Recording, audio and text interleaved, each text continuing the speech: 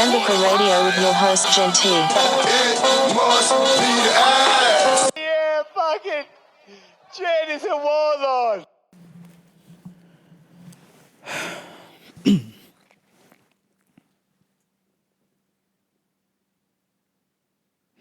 What's up, everybody? Welcome to Rambo Pro Radio. I am your host, Gen T. Twitter and Instagram at Gen T523. What a week! I'm sure that many of you know by now we have lost a sports legend, Kobe Bryant, as well as his daughter Gigi. 7 other individuals that died in a helicopter crash in Calabasas early Sunday morning. I have just been in a state of shock.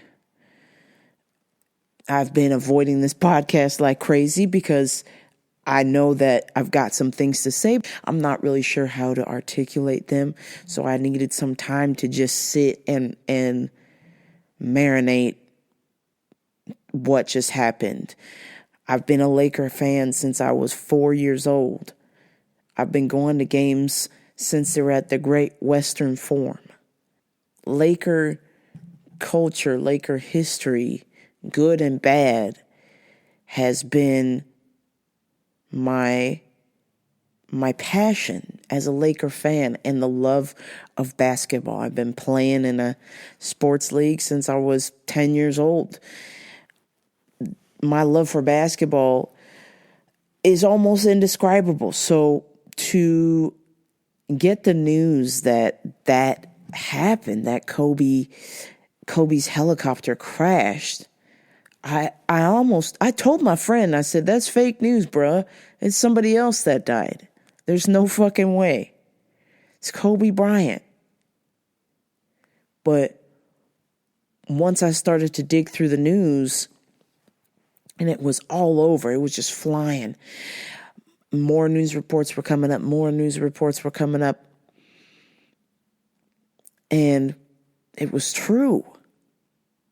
And it was just, I was just in a state of shock for a couple of days, to be quite honest with you. Because when I think about somebody as legendary as Kobe Bryant,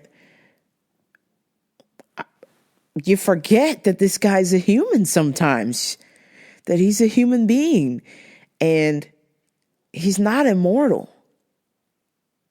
I guess that's what makes it so shocking, that he could cut through a defense and make his way to the basket, or the turnaround jumper and shoot it with seconds left on the clock. Somebody's got a hand in his face and he still makes the basket. But death is undefeated. That is the one thing that we can't beat, is death. And it's sort of shocking to me that it happened to Kobe. Like, he's 41 years old. His kid was in the helicopter, who had plans to be in the WNBA. 13 years old, Gigi. And the other families that were in the helicopter, and they're on their way to this game at the Mamba Sports Academy in Thousand Oaks. It's just so bizarre to go out like that. I guess why I'm having a hard time with it, because I guess, I always say that I'm not afraid to die, but I don't mind dying on my own terms, if that makes any sense. I want it to be on my own terms. I don't want it to be like some sort of surprise. These individuals got into a helicopter thinking that they're just going to go to a game and not to their deaths. Like, that is fucking crazy. I can just tell you that day, as I work early Sunday mornings, and I haven't seen a fog that bad in a long time. And I just thought it was odd that as I was driving to work, I was like, man, I really can't see what's going on. And then I was like, oh, damn, it's been so long since I've seen fog around here, or at least fog like that. It was kind of dangerous. I had my high beams on and I really couldn't see. I was just doing my best to drive to work. And luckily it was so early in the morning, there's not a whole lot of people on the road. At 5 a.m. on a Sunday morning, ain't nobody out there. So, but still, it was very dangerous because I have to drive up and down a mountain to go to work, and I couldn't see. And my thought, once it was confirmed to me that, that this crash was true and that Kobe and his daughter were indeed in this helicopter crash and there were no survivors, my thought was like, what in the hell are you doing flying in that fog?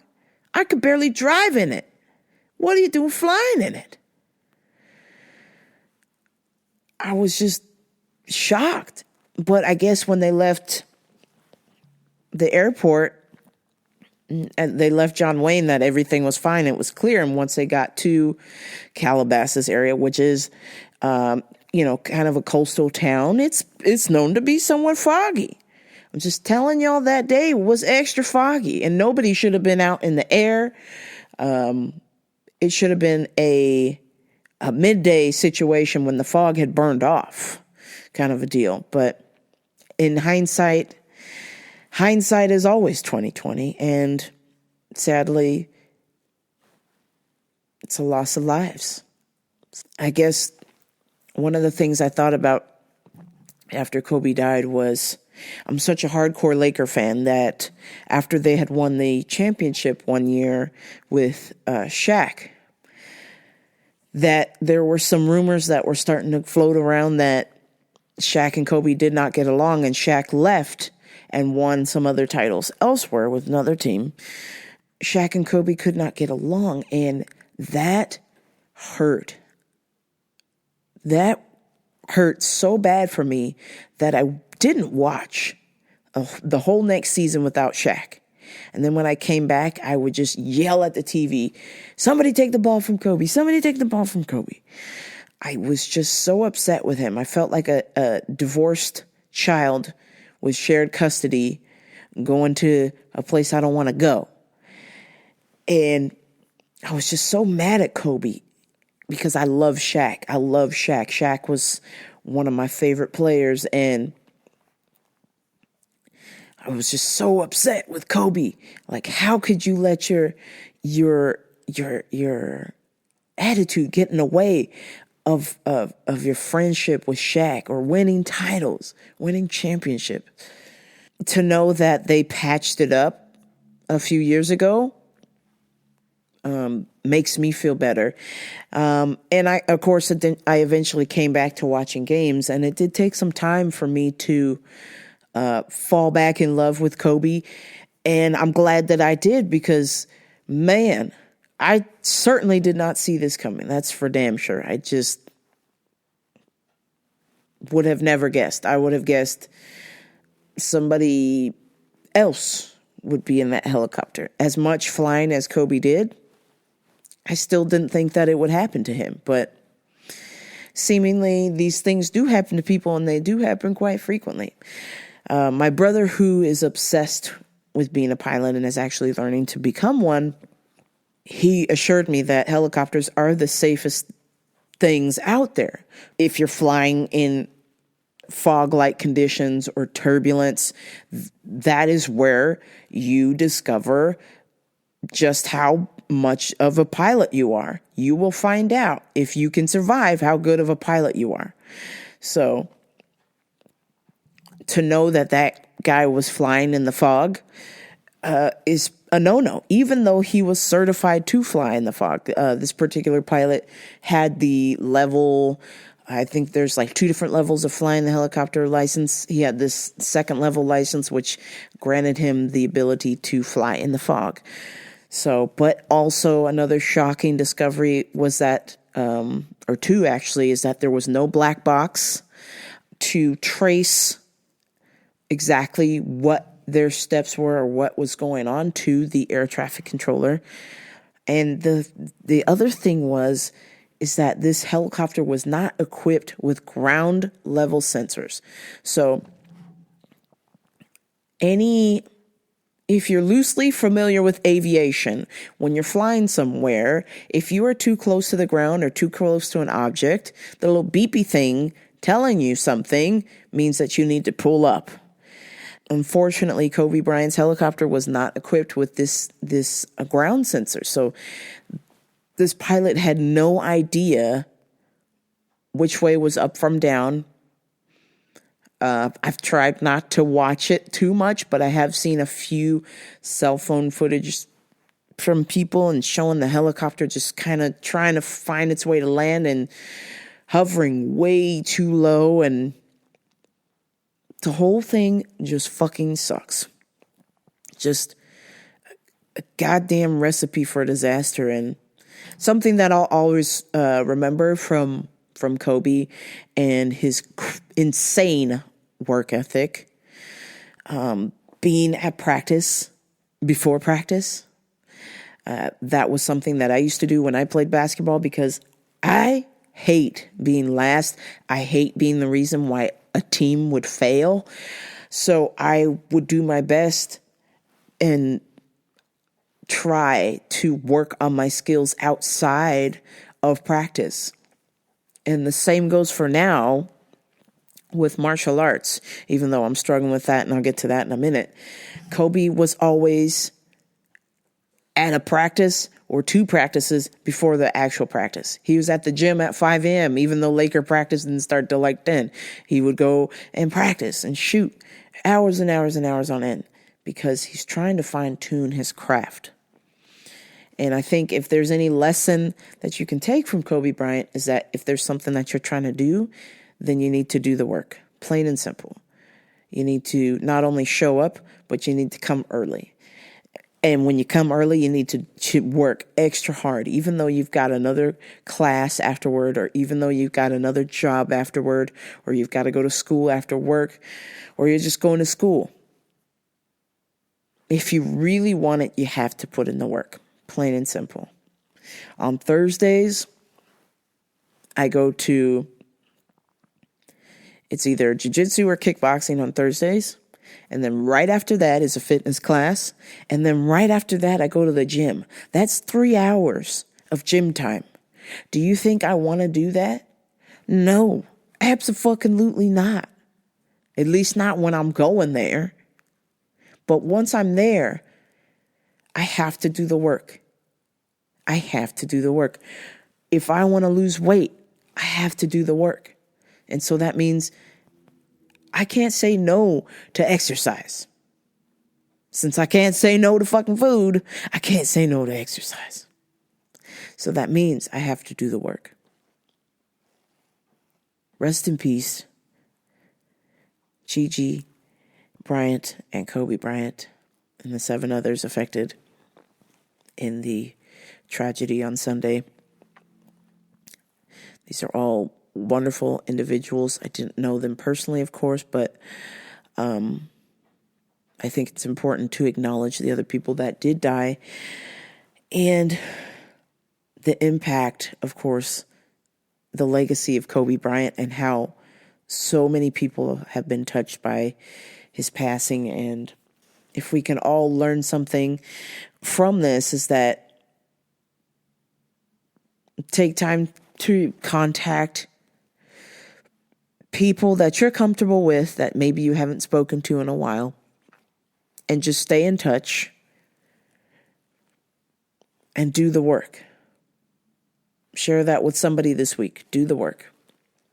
With that going on, just trying to get my footing, a handle on this week,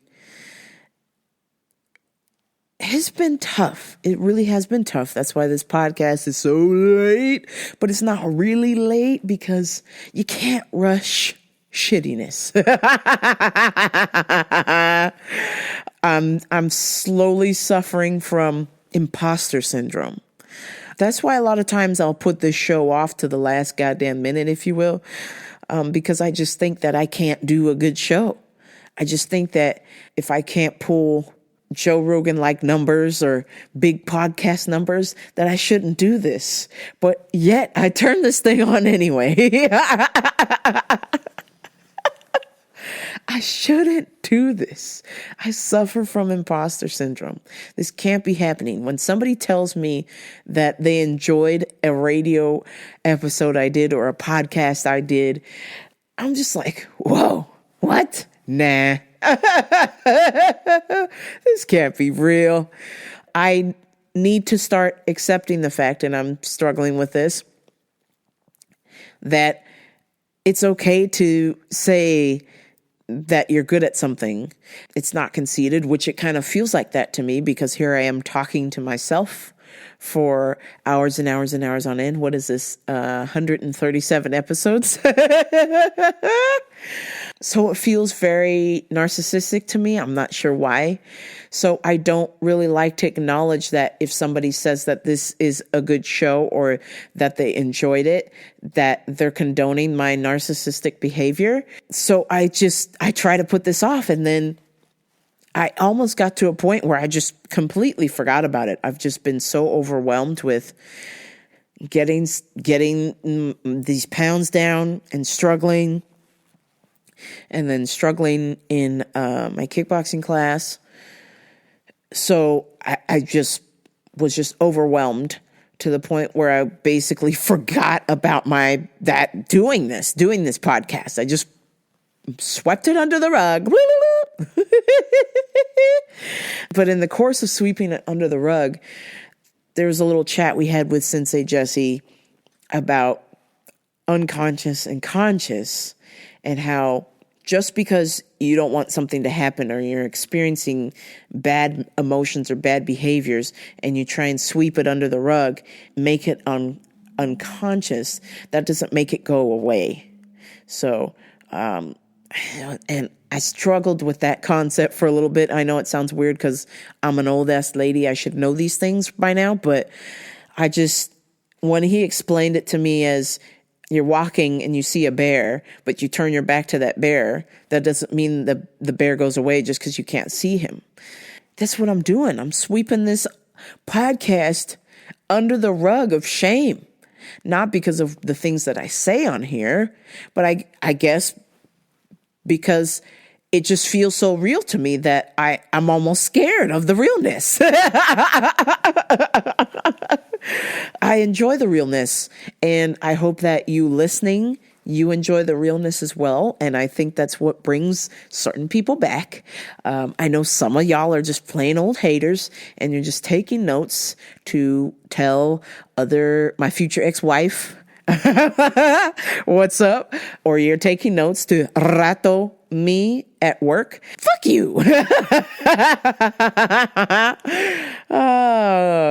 I have moments where I'm trying to dodge the realness, but at the end of the day, at the 11th hour, which is where I'm doing this show, I was like, oh shit, I got something to say. And where can I say this? Right here. It's kind of weird because I've got something to say, but a lot of times in the environment that I'm in, a lot of people ain't fucking listening. If I'm at work and I come up with a good strategy or an idea, a lot of times they don't want to hear it. So I have to wait for them to come up with the idea, and then I go, yeah, I came up with that first, but whatever, I'll let you have the credit, bruh. So a lot of times I just stuff my ideas, stuff thoughts or emotions, and I just sweep them under the rug. When you sweep things under the rug, eventually they come out. You can't buy a rug big enough. I'm learning. The fact that I feel like an imposter doing this show is completely ridiculous. I'm trying to be better about acknowledging it, which I am acknowledging it here and now.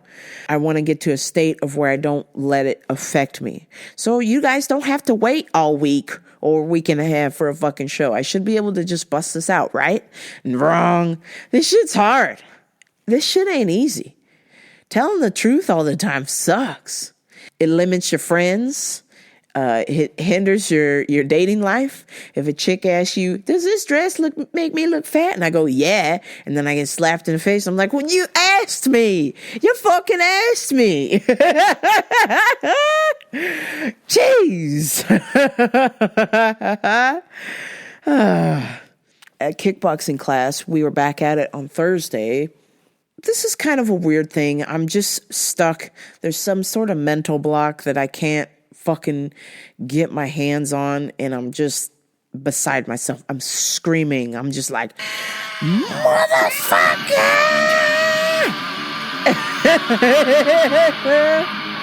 Oh, Jesus God. I can't shake this.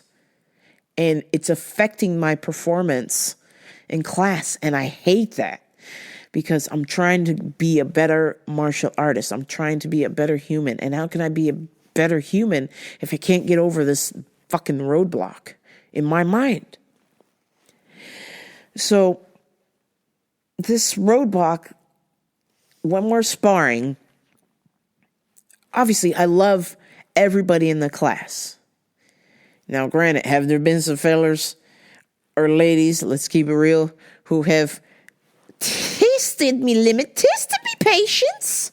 I'll admit that, but it's been nothing but love. For some reason, when I spar with Sensei Jesse or Sensei Nico or Sensei Vinny, because I'm not going to spar with Nico because Nico is fucking 2 feet tall. So Sensei Vinny, I can't hit these guys hard. Or I'll hit them and I'll say sorry. I can't shake this block where, okay, so there's a threshold. I know where it's at. And my penchant for the ultraviolence, I understand that there's some sort of threshold. The problem is for me, it might be due to the fact that I suppress a lot of things. And so then those things just explode out. And so sometimes when I fight or have been in a fight, that there has been an explosion, the gay rage, as I like to call it. So I love sparring with Sensei Jesse and Sensei Vinny. I love going to the gym that I'm at. It's really been a treat. It's answered a lot of questions for me the universe has thrown at me. They're my friends. I like these guys. I mean, we're not like arm in arm or bosom buddies or something, but I like these guys. I don't want to hurt them. And so the damage that I've done to other people or other fights that I've been in, like really bad fights. I'm not talking like fighting my friends at Ellis Mania because that's something different. But I'm talking about street fights, like the line of ultraviolence starts there. Street fights. It's just chaos, okay? So some of these street fights have been in, it's like a fight to the death. And so for some reason, survival mode, instincts, they all kick in when I'm in a fight in the street. A couple of these fights were now that I look back on it, were very scary to me. I've blacked out during some of these fights, had like out of body experiences where I can see myself punching this individual in the face and not being home. I'm just trying to survive, acknowledge the gay rage per se, but I've just tried to do my best to suppress it. And so the problem is when I'm sparring with people, even though it's practice and I don't want to hurt them, I'm afraid that I might lose control and make a mistake and do something that I'll regret, which has happened before twice at class. It's been some time ago, but it has happened. So that really sort of spooked me.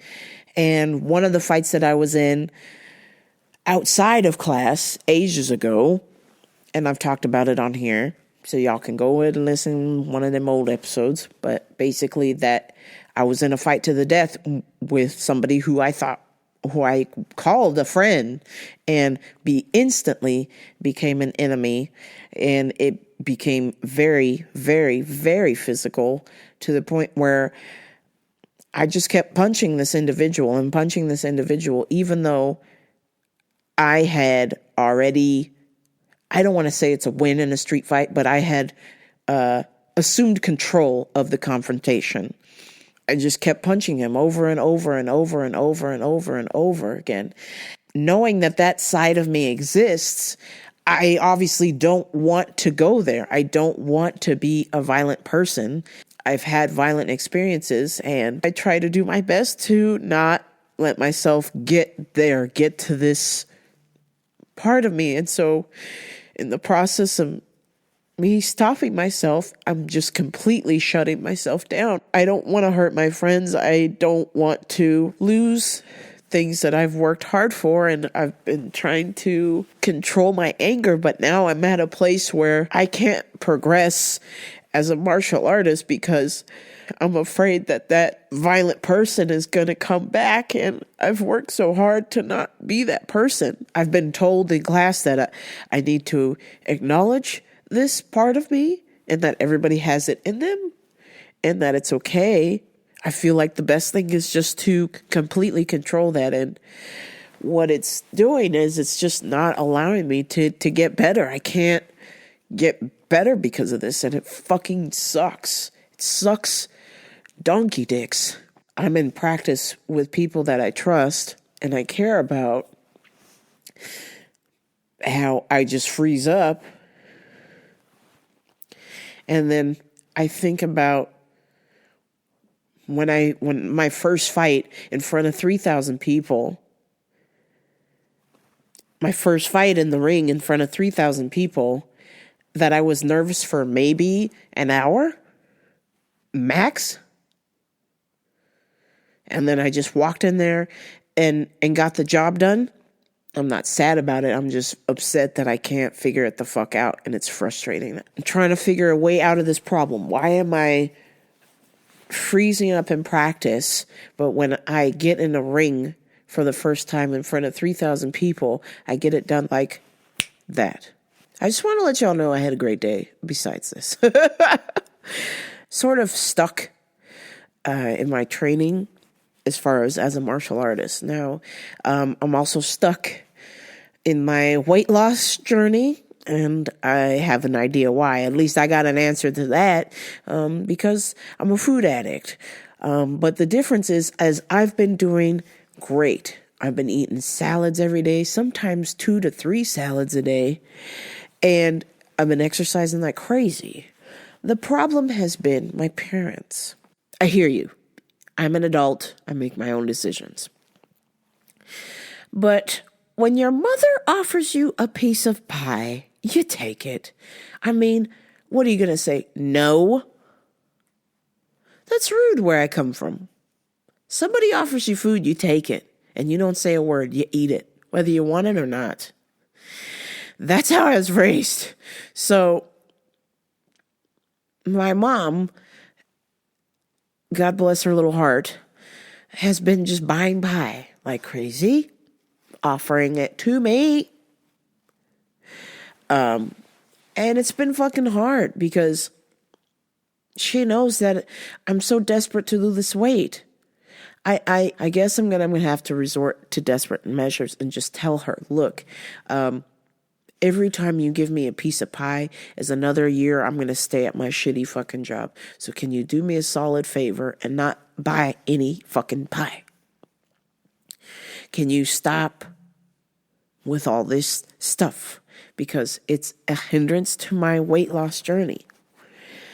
I guess to reward me for losing weight, my mom thought it would be a good idea to get pie. And guess what? That puts on weight. That is a disadvantage. That is a distraction in my weight loss journey. Because how else am I supposed to go on a date? How else am I supposed to get this kick-ass job if I can't lose weight? And now you're giving me pies. Lady, please, could you not sabotage my life anymore? How crucial my weight loss journey is, I've just kind of come to the realization where I've got to,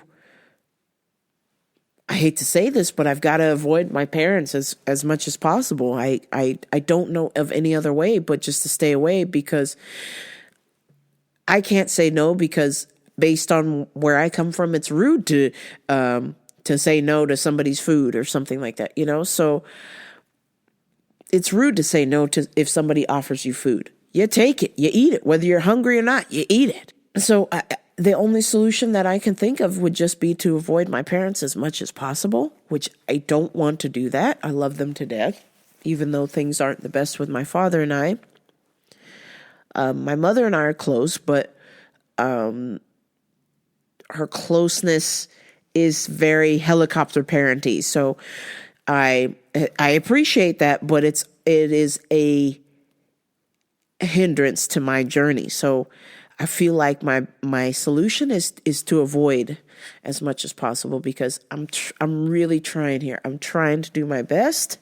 I'm trying. And what I don't need is pie. What I don't need is chips or any of that stuff. Not that I've been eating any of that stuff, but other than pie. And then I did have a cookie. I went to lunch with my dear friend Erica, and we had such a great time. We went to a vegan restaurant called Plant Power in Redlands, California. I highly recommend if you're in the Redlands area. Some delicious vegan food. Now, for all of you on social media blowing up my fucking mentions, hey, shut the fuck up with this "you eat plants now" bullshit. So what if I did? Doesn't make me any less of a person. I love meat and I love vegan food. Jog off if you got a problem with that, which has been strangely weird in my mentions. Oh, you eat plants now? I'm like, oh my God. You post that you eat at a vegan restaurant one time and now motherfuckers think you're vegan. Hey, you ever heard of In-N-Out Thursdays? That's right. You're welcome. There ain't nothing vegan about that. So, I still eat meat. Thank you. I just enjoy vegan food just as much as I do meat. Thank you. Good night. I watched The Circle on Netflix. The homegirl Erica suggested that I watch The Circle because she mentioned to me that it reminded me of me and all of my dating stories and how she doesn't want to do online dating. And I said, listen, that is a crock of shit. You need to do online dating unless you're going to go out to places where people are dating. That's it. That's the end. Watching The Circle. So let me set the premise for you, because I may or may not spoil some shit for you. I'm going to do my best not to spoil shit for you, because I don't want you to watch the show because it's just like online dating. It's catfish as fuck. But I can say is that it is somewhat of an interesting experiment to watch people who are unable to communicate except via the computer. They aren't allowed to be in the same room together. They're in the same building living, but they're all in separate apartments, and they talk to each other via the computer. Some people on the cast are catfish. Some people are real. So I'm watching this show, and I have to tell you, I love terrible reality TV. I watch the worst reality TV show of all time, probably. I watch Love Island. UK, of course. USA is trash. I watch Love Island. I watch Vanderpump Rules. I watch The Housewives sometimes. Them shows are pretty bad. The Circle shit was horrible. I was in a state of shock. It was so bad. I thought that it was scripted. I thought this was like a fake TV show documentary that Netflix made. I almost wanted to ask my cousin who works in TV, writes for TV and does all these reality shows, so he knows the ins and out. He gives me some scoops sometimes when I ask. Sometimes I don't like to ask because I don't want to know. I don't want the veil. I don't want to see how the sausage is made. You understand? So I watched The Circle. I was like, holy shit. This is terrible. What's up with this acting? I was told it was a reality TV show. It even says reality TV on the Netflix description, but I was like, man, we know reality TV is scripted. This is some bullshit right here. This is so bad. It's almost like they're acting. Supposedly it's real. I don't know. Give it a watch if you want. If you got time to waste, watch episode 1. This is what I do when a show is fucking terrible. I will watch episode 1. I will watch only odd numbers because I hate odd numbers. So I'll watch episode 1, 3, 5, and then sometimes if it's really bad by the 5th episode, I'll just jump to the season finale. And that's what I fucking did. I was like, this is a fucking atrocious. I could give two shits. I'm watching a show about the shit that I go through on a regular basis. No, thank you. When I watch Netflix, I want to watch shit that's cool and exciting and not shit that I fucking go through. So I was like, man, I appreciate the suggestion though, Erica, because you're awesome. Shout out to Xena, Warrior Princess. Damn, it was just bad. I just found moments to I found the majority of the show to be almost completely unwatchable. If you like The Bachelor, then watch it. I guess it would be similar to that. The Bachelor is like another unwatchable show for me. I can't get into it. And like I said, I'm a reality TV whore. The Bachelor's bad. Wow. Awful. Of course, since I shit on The Circle, I want to know your takes, your opinions. Go and at least maybe watch episode 1 and slide in the DMs or text me and let me know what you think.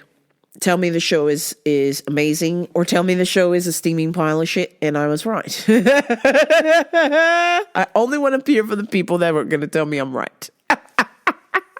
Thank you. So this week on the dating apps, I was chatting with a woman on OkCupid, and y'all gotta help me because I'm considering getting another dating app. Another fucking dating app.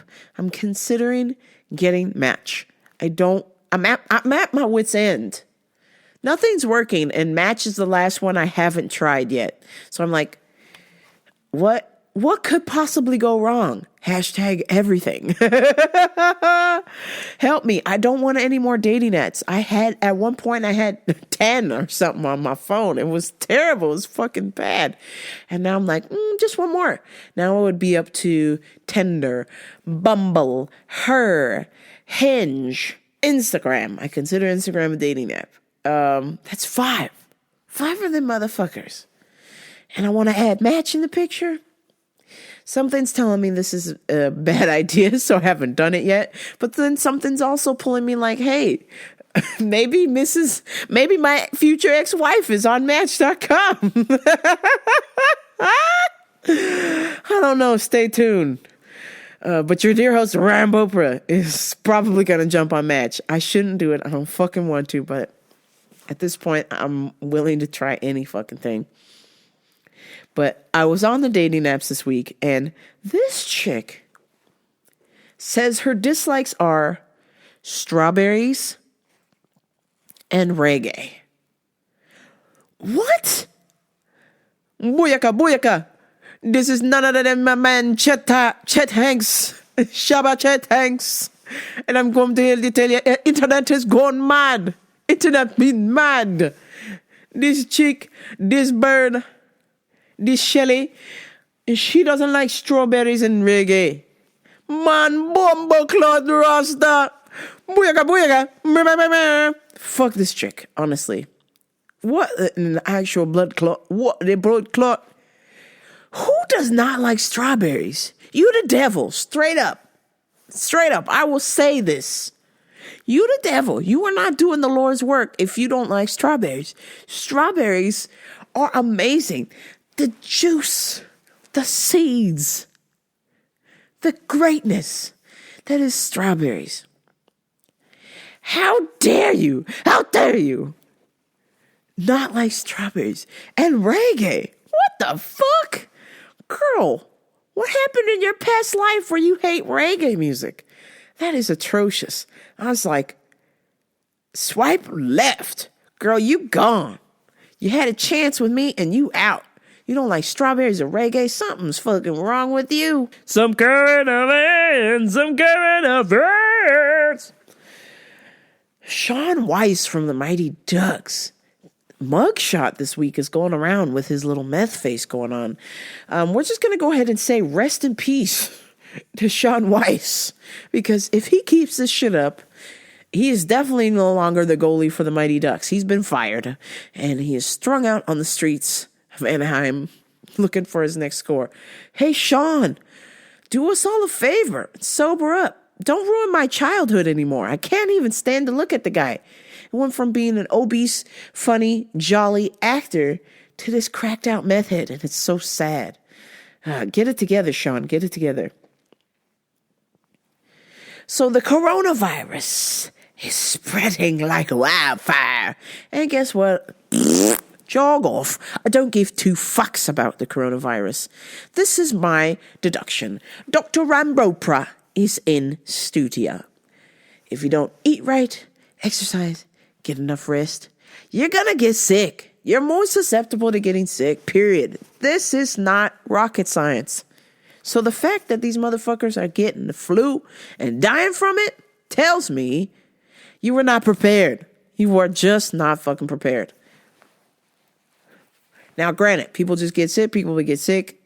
It is what it is. But for 200 of you motherfuckers to die, listen, do you know what these ratos were doing? How this shit got started? These ratos were eating warm ratos in China, in Wuhan province. Y'all were eating bats. Hey, what the hell is going on in China? Do you not read a book? Y'all ever heard of the Black Plague that wiped out half of Europe? You dumb son of a bitch, you're not supposed to eat bats. You're not supposed to eat rats. You're not supposed to eat wombats. You're not supposed to eat dogs. You're not supposed to eat snakes. You're not supposed to eat badgers. You're not supposed to eat rhinos. You're not supposed to eat shark fin soup. You're not supposed to eat turtles. I mean, y'all are the most ass backward motherfuckers ever. China is like sophisticated rednecks, it seems.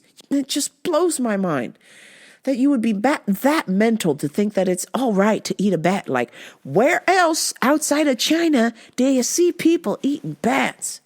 No, because they got diseases. And now you just put everybody on risk because you thought it was so cute to be eating a bat. Show off. Customers of the week. Customer came in to the store one day and said, I called the store, and it says you have a mask to protect you from the flu. Do you have it? No, ma'am, we don't carry masks here. Sorry, you have to go over to Rite Aid. But there's someone calling me and tell you that you have a mask here. I needed them. No, we don't have masks here. Goodbye. Walks off to another coworker next to me. Excuse me, I need a mask to protect me from the flu. We don't sell masks here. Oh, that's terrible. The next day, hanging out at work, the phone rings, and as I'm picking up, I go, I wonder if this is the lady who needs a mask. How can I help you? Oh, yes, I was in there yesterday, and they said a mask delivery was coming in. No, ma'am, we don't carry masks. Just like 6 other motherfuckers told you, we don't have any masks. Go to Walmart across the street or order them on Amazon. Good day. Good day, madam. Good day. I'm like, what the fuck, bitch? No means no. No means no. A school teacher had his shoes stolen at school, and so the kids pitched in to buy him new sneakers, and I cried like a baby, just like I did just a few moments ago in Rambo Radio. Oh, I just hate being fucking sensitive. Son of a bitch. Yep, it's another shitty show. Sorry. Not sorry. Anyhow, the school, the students pitched in to buy the school teacher brand new shoes, and he cried, and it was so touching.